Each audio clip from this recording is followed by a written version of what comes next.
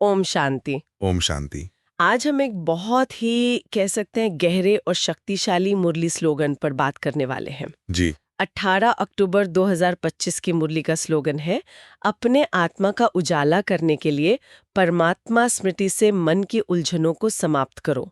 सुनने में तो सीधा लगता है, पर लगता है इसमें बहुत कुछ छुपा है। बिल्कुल बिल्कुल। ये वाकया ना एक चाबी जैसा है जो हमारे अंदर की शांति है, स्पष्टता है, उसके दरवाजे खोल सकता है। तो आज कोशिश ये रहेगी कि इसका जो आध्यात्मिक मतलब है वो समझे, और साथ में ये भी देखें कि आजकल का जो विज्ञान है, जैसे NLP है, न्यूरोसाइंस है, या पॉजिटिव साइकोलॉजी भी। हाँ, वो भी कहीं ना कहीं इसी तरफ इशारा कर रहे हैं। मतलब लक्ष्य यही है कि हम सबको प्रेरणा मिले और इसे जीवन में उतारने की शक्ति महसूस हो। सही कहा आपने, क्योंकि हम सब महसूस करते हैं ये, है ना? कभी जीवन की भाग दौड़, कभी छोटी मोटी चिंताएं, मन की खींचतान। हाँ। लगता है जैसे ये सब मिलके आत्मा की जो असली शांति है, उसकी जो चमक है, उसको कहीं ना कहीं ढक देते हैं। एक धुंधलापन सा आ जाता है। बिल्कुल, एक धुंध सी। तो सवाल शायद यही उठता है कि ये जो अंदर की धुंध है, इसे हटाएं कैसे? और वो जो अपनी असली चमक है, आत्मा का उजाला, उसे हमेशा कैसे जगाए रखें? बहुत अच्छा सवाल है। तो चलिए शुरू करते हैं इसके आध्यात्मिक पहलू से, है ना? जी। मुरली में बाबा हमें बार बार याद दिलाते हैं कि हर आत्मा, उसका जो ओरिजिनल स्वरूप है वो प्रकाश है। हम सिर्फ ये शरीर नहीं है, हम एक चैतन्य जूटी बिंदु हैं। हाँ। ज्ञान, शांति, प्रेम, सुख, पवित्रता, शक्ति, आनंद, इन सब से भरपूर यही है हमारा असली उजाला। अच्छा, और ये जो मन की उलझने हैं, ये कहाँ से आ जाती हैं फिर? उलझने तब आती हैं जब हम अपने इस असली स्वरूप को, मतलब ज्योति बिंदु स्वरूप को भूल जाते हैं और देह में और देह की दुनिया में उसमें फंस जाते हैं। अच्छा। इसी को बाबा कहते हैं देह अभिमान।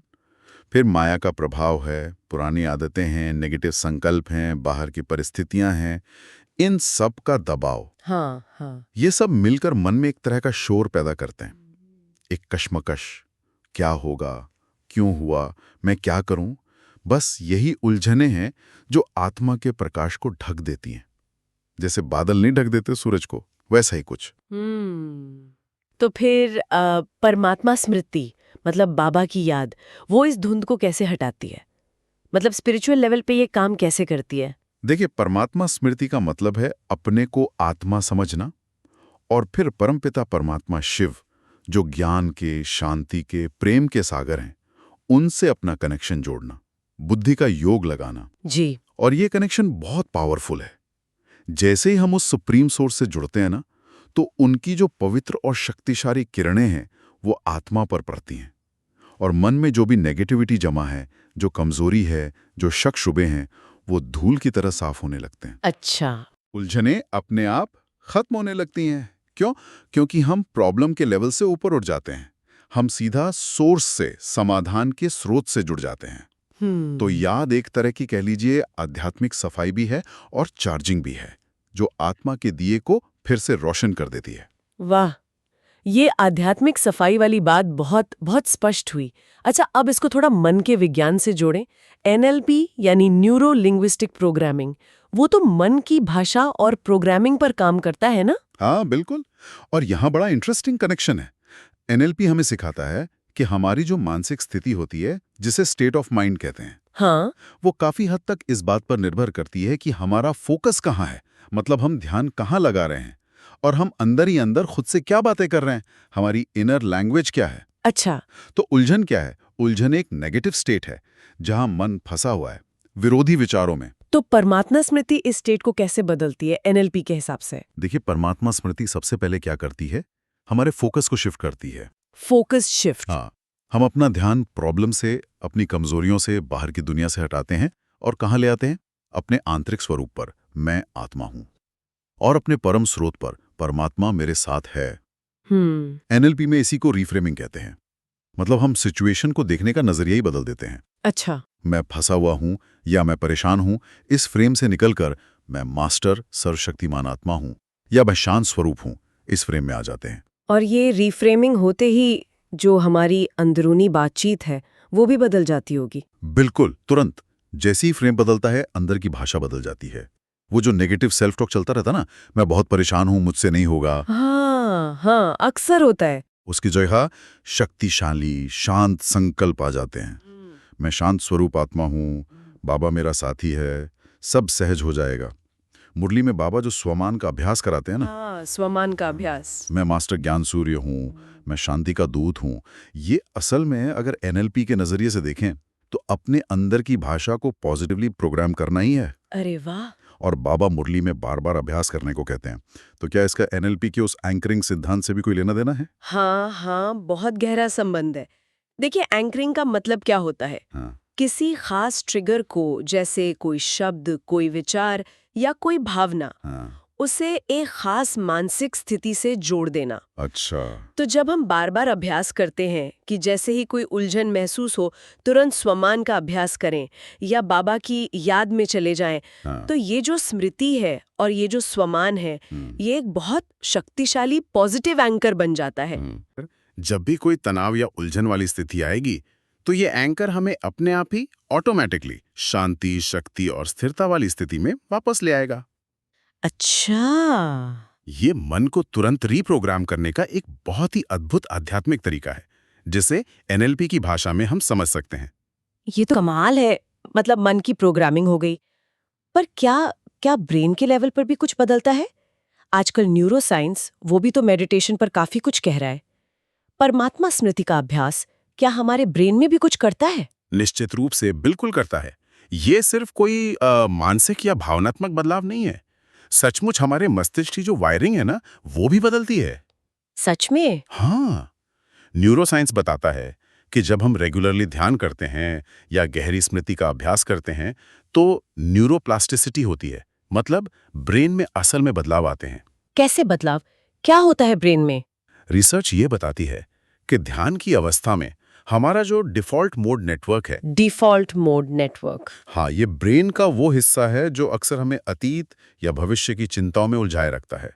मैं, मेरा के विचारों में घुमाता रहता है। अच्छा, वो जो चलता रहता है दिमाग में। हाँ, वही, वो शांत होने लगता है।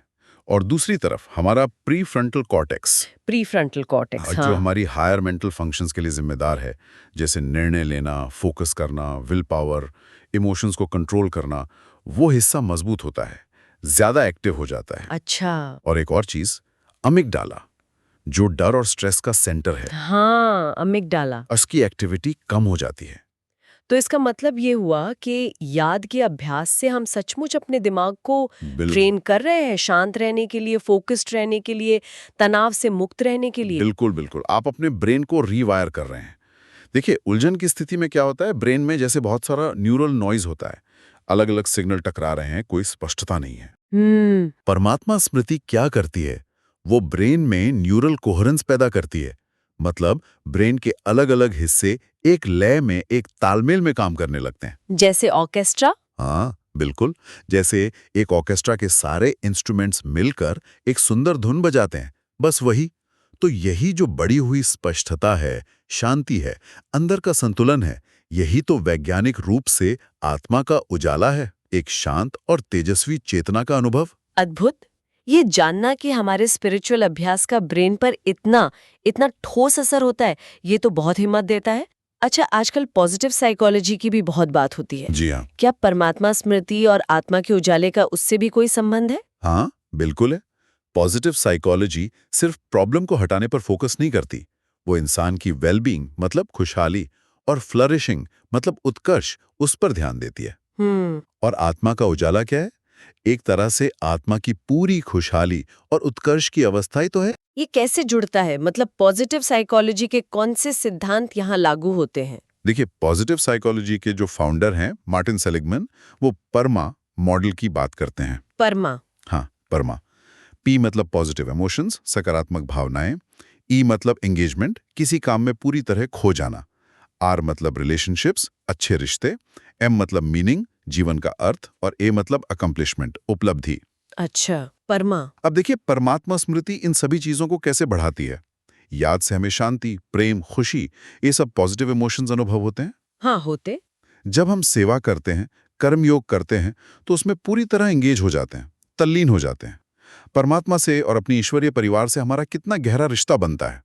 जीवन का सबसे ऊंचा अर्थ कि मैं आत्मा हूं, परमात्मा से मिलना है, वो स्पष्ट हो जाता है। सही बात है। और अकम्प्लिशमेंट, अपनी आंतरिक शक्तियों को जगाना, अपने विकारों पर जीत पाना, इससे बड़ी उपलब्धि और क्या होगी? बिल्कुल। और उलझनों को समाप्त करना, इसमें पॉजिटिव साइकोलॉजी कैसे देखती है इसको? पॉजिटिव साइकोलॉजी का नजरिया थोड़ा अलग है। वो कहती है कि नेगेटिविटी से लड़ने के बजाय पॉजिटिविटी को बढ़ाओ। अच्छा। हाँ, वो सिखाती है कि अपनी सिग्नेचर स्ट्रेंथ्स को पहचानो, मतलब आपकी जो मुख्य शक्तियां हैं और उनका इस्तेमाल करो। Signature strengths. हाँ, अब मुरली के अनुसार आत्मा की मूल शक्तियां क्या हैं? वही गुण, शांति, प्रेम, ज्ञान, पवित्रता, सुख, आनंद, शक्ति, यही तो हमारी असली सिग्नेचर स्ट्रेंथ्स हैं। हाँ, ये तो हमारे मूल गुण हैं। बस, तो परमात्मा स्मृति हमें इन्हीं आंतरिक शक्तियों से जोड़ती है।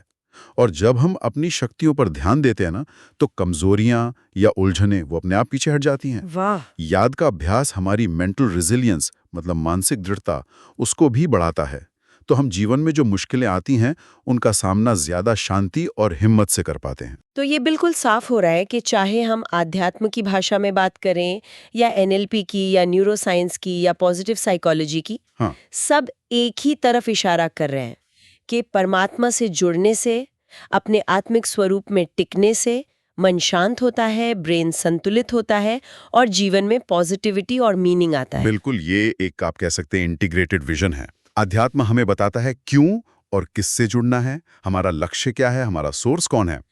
एनएलपी और न्यूरोसाइंस हमें ये समझने में मदद करते हैं कि कैसे ये हमारे मन और ब्रेन के लेवल पर काम करता है जी। और पॉजिटिव साइकोलॉजी हमें दिखाती है कि इसका नतीजा क्या होता है, एक खुशहाल, मीनिंगफुल और तेजस्वी जीवन, जिसे हम कह रहे हैं आत्मा का उजाला। ये सब जानना तो बहुत बहुत शक्तिशाली है, पर सवाल फिर वही आता है कि रोजमर्रा की जिंदगी में जब सच में कोई उलझन सामने आती है, तब क्या करें, इसको प्रैक्टिकल कैसे बनाएं? हाँ, ये सबसे जरूरी सवाल है।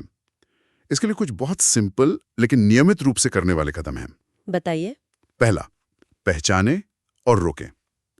जैसे ही मन में कोई उलझन, कोई तनाव, गुस्सा, भारीपन, कुछ भी महसूस हो, तुरंत रोकिए। उसको एक्सेप्ट कीजिए, जज मत कीजिए। बस अवेयर हो जाइए कि हाँ, अभी मैं अपने आत्मिक स्वरूप में स्थित नहीं हूं। ये पहला और सबसे जरूरी कदम है। अच्छा, रुकना और पहचानना। दूसरा, स्मृति का स्विच ऑन करें। ये एक कॉन्शियस डिसीजन है। फौरन अपना ध्यान ध्येय से, प्रॉब्लम से हटाइए और आत्मा और परमात्मा की तरफ ले जाइए। बस 1 सेकंड के लिए ही सही, मन में संकल्प कीजिए या धीरे से बोलिए, मैं शांत स्वरूप आत्मा हूं, परमात्मा मेरा साथी है, उनकी शांति की किरणें मुझ पर बढ़ रही हैं। ये अभ्यास जब आप बार बार करेंगे ना, तो ये एक पावरफुल एंकर बन जाएगा जो आपको तुरंत शांत अवस्था में ले आएगा। तीसरा, विजुअलाइज करें, कल्पना का इस्तेमाल कीजिए। देखिए कि आप एक चमकती हुई ज्योति हैं और ऊपर परमात्मा शिव बाबा ज्ञान सूर्य के तरह हैं। उनकी गोल्डन लाइट आप पर पड़ रही है और आपकी सारी उलझनें, चिंताएं वो धुएं की तरह उड़ रही हैं। आपका अंदर का प्रकाश बढ़ रहा है। विजुअलाइजेशन, हाँ, ये शक्तिशाली होता है। और चौथा, रात को सोने से पहले चिंतन करें, बस 1-2 मिनट। शांत बैठकर सोचिए, आज दिन भर में कौन सी बातें थीं जो मुझे उलझा रही थीं। मैंने बाबा की याद से या स्वमान से कैसे उन पर काबू पाया या खुद को शांत किया। मुरली में बाबा इसे चार्ट रखना कहते हैं ना। हाँ, चार्ट रखना। ये जो सेल्फ रिफ्लेक्शन है, ये धीरे धीरे आपकी अंदर की शक्ति और समझ को बहुत बढ़ाएगा। आपने स्रोत में एक गहरे रहस्य की भी बात की थी कि उलझनें क्यों कभी-कभी इतनी हावी हो जाती हैं। हाँ, वो रहस्य ये है कि उलझनें हमें तब तक बड़ी लगती हैं जब तक हम खुद को इस छोटी सी देह और उसके सीमित दायरे में देखते हैं। अच्छा। जैसे ही हम परमात्मा स्मृति से अपनी चेतना को ऊंचा उठाते हैं और खुद को देखते हैं अविनाशी आत्मा, इस विश्व नाटक का एक्टर, और परमात्मा को अपना साथी डायरेक्टर, तो समस्याएं छोटी लगने लगती हैं। हमें एक बड़ा पर्सपेक्टिव मिल जाता है, एक अनंत दृष्टिकोण। पर्सपेक्टिव बदल जाता है। बिल्कुल। और दूसरी बात, याद की अवस्था में हमारी जो अंदर की एनर्जी है, वाइब्रेशन है, वो हाई फ्रीक्वेंसी पर होती है। High frequency? हाँ, और ये जो ऊंची पॉजिटिव वाइब्रेशन है, वो नेचुरली नेगेटिव भारी विचारों और भावनाओं को, जैसे डर, चिंता, गुस्सा, इनको टिकने ही नहीं देती। जैसे तेज रोशनी में अंधेरा टिक नहीं सकता। सही बात है। इसलिए उलझन मिटाना सिर्फ सोचने का तरीका बदलना नहीं है। ये स्मृति के द्वारा, अपनी एनर्जी को प्योर और पावरफुल बनाने का प्रोसेस है। तो इस पूरी चर्चा का सार, निचोड़ क्या निकला? निचोड़ यही है जो स्लोगन कहता है, अपने आत्मा का उजाला करो, मतलब अपना जो असली दिव्य स्वरूप है उसको जानो और अनुभव करो, और परमात्मा स्मृति से उलझन मिटाओ। ये उस उजाले को प्रकट करने का और उसे बनाए रखने का सबसे सहज और शक्तिशाली तरीका है, अभ्यास है। बिल्कुल, ये स्लोगन वाकई एक चाबी है जो हमें याद दिलाती है, स्मृति ही समाधान है, स्मृति ही शक्ति है, स्मृति ही प्रकाश है। और भूलना, विस्मृति वही समस्या है, कमजोरी है, अंधकार है। हाँ, जिस पल हम सच्चे दिल से परमात्मा को याद करते हैं, उसी पल आत्मा का वो दिया जो कभी बुझता तो है नहीं, बस ढक जाता है, वो फिर से जगमगा उठता है। और हमने देखा कि ये सिर्फ कोई इमोशनल बात नहीं है, इसके पीछे मन, मस्तिष्क और यहाँ तक कि हमारी ऊर्जा के लेवल पर भी गहरे वैज्ञानिक सिद्धांत काम करते हैं। जी बिल्कुल। उलझन मतलब एनर्जी का बिखराव, स्मृति मतलब एनर्जी का अलाइनमेंट, और उजाला मतलब आत्मा की सहज दिव्यता का प्रकट होना। तो जाते जाते एक विचार छोड़ जाते हैं सबके लिए। जरा सोचिए, अगर परमात्मा स्मृति के इस शक्तिशाली कनेक्शन को, इस अंदर के उजाले की स्थिति को हम सिर्फ कुछ पलों के लिए या सिर्फ मुश्किल समय में ही नहीं, बल्कि अपने हर काम में, हर संकल्प में दिन भर एक सहज निरंतरता से बनाए रखने का अभ्यास करें, तो हमारे अपने जीवन में और इस दुनिया में कितना बड़ा परिवर्तन आ सकता है। आत्मा की ये चमक कितनी स्थायी और कितनी प्रभावशाली बन सकती है। इसी शुभ भावना और गहरे चिंतन के साथ ओम शांति।